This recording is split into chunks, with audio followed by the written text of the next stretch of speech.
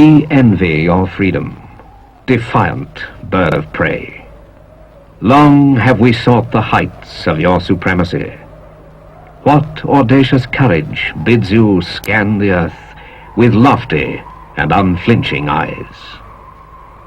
You hang precarious, a Damoclean sword suspended by the thread of your own judgment. And then, with effortless fury, dare to plummet upon a confident and unsuspecting adversary.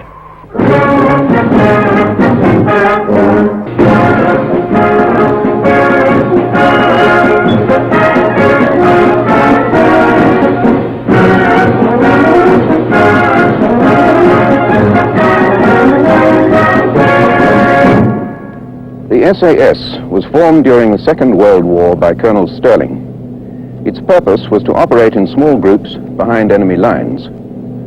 It had fantastic success, especially in North Africa, where it destroyed more aircraft on the ground than the Royal Air Force. The unit was disbanded after the war to be reformed in 1950 for special duties in Malaya. The Rhodesian SAS had its origins at this time when Rhodesian members of the Far East Volunteers joined the Malayan Scouts, as they were first known, and then formed C Rhodesia Squadron 22 SAS Regiment.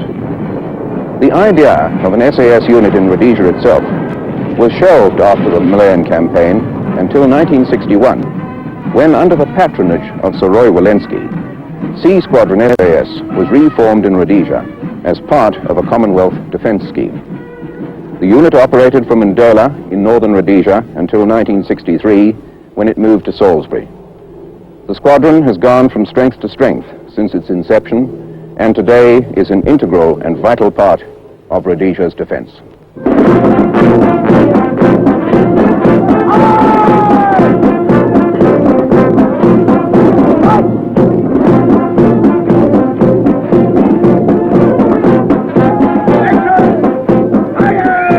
A compact unit of highly trained specialists, the SAS goes to great lengths to ensure that it obtains men of intelligence and top physical potential. Every recruit undergoes a comprehensive selection course, and his talents are finely measured. I'll climb the lonely pathway home, where my love's just a name, and I'll climb over hills alone, just me, the wind and the plain.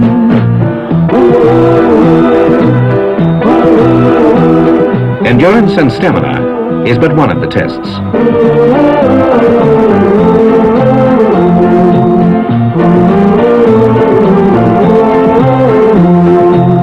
Now all that's left is me, the wind and the plain.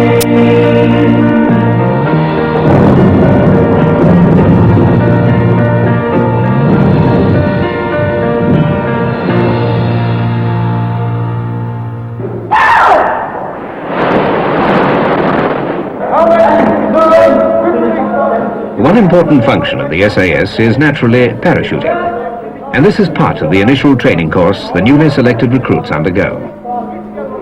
The recruits are drilled until falling and landing become second nature.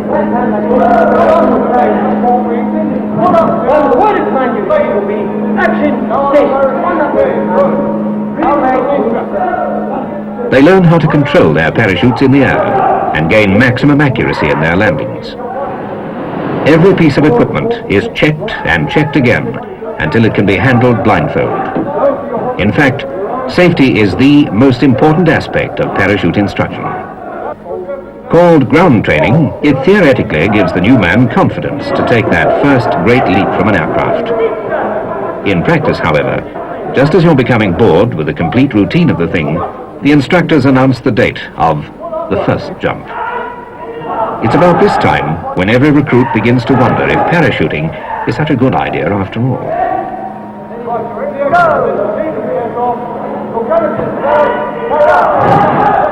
The instructors tell you that parachuting is safer than playing rugby.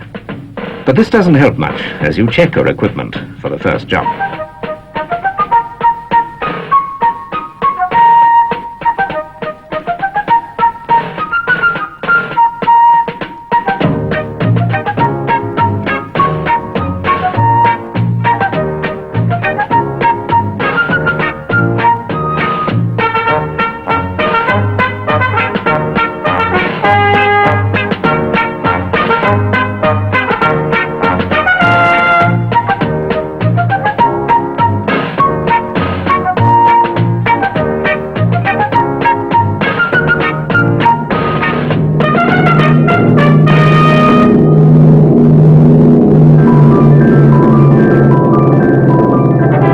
The relief as that parachute opens is indescribable. Suddenly, after the noise and clamor of the aircraft, you're suspended in an almost eerie silence above the vast panorama of the Earth. Captured by the beauty beneath, the tedious weeks of training are forgotten as you discover the unique thrill of floating gently to Earth from a great height.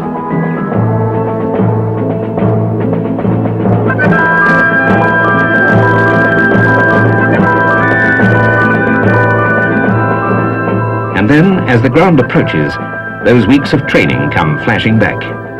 Head well forward, shoulders round, feet together, watch the ground. It's almost as though the instructors were there as the ground comes rushing up and you land, sometimes a little harder than you'd bargained for. Back on terra firma, still awed by your experience, you gather your parachute together, and you can hardly wait to get back up there and try it again. Today, the SAS also employs freefall to tactical advantage.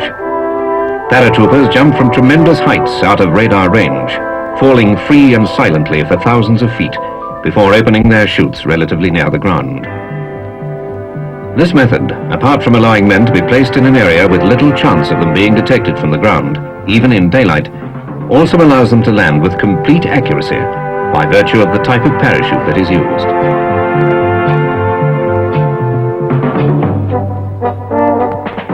A trained freefaller is in complete control of his movements during a descent. Using various body attitudes, he can track across the sky in any direction he chooses, gaining forward speeds of over 200 kilometers per hour.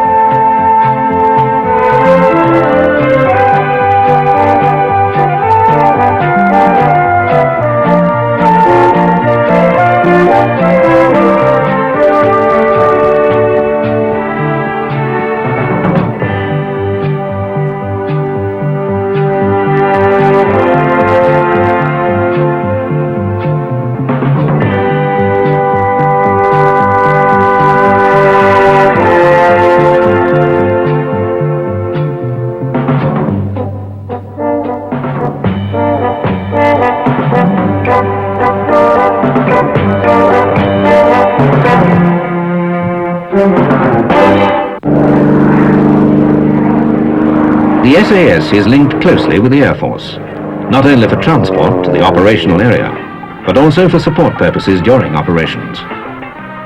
Aircraft are directed onto their targets by troops on the ground with great accuracy and effect.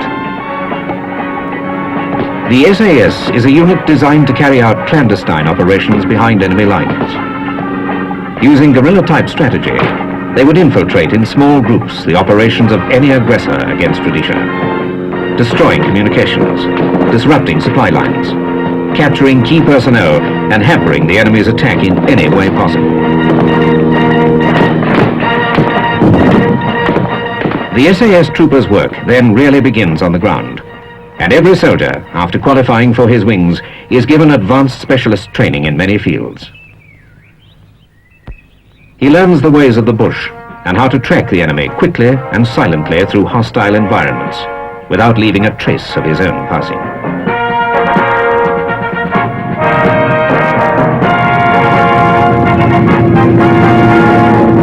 Fast hit-and-run tactics, long-range operations, and concentrated firepower are achieved in saber vehicles such as these.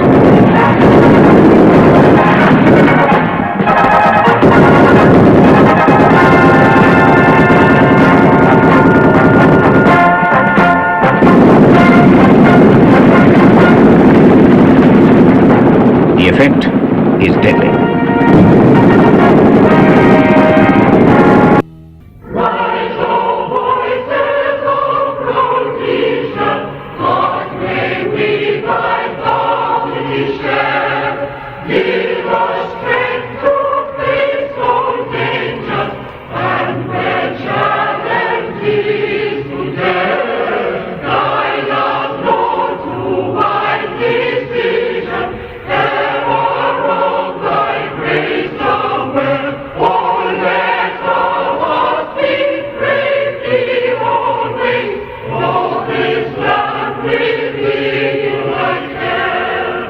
Rise, O voices of Rhodesia, bringing her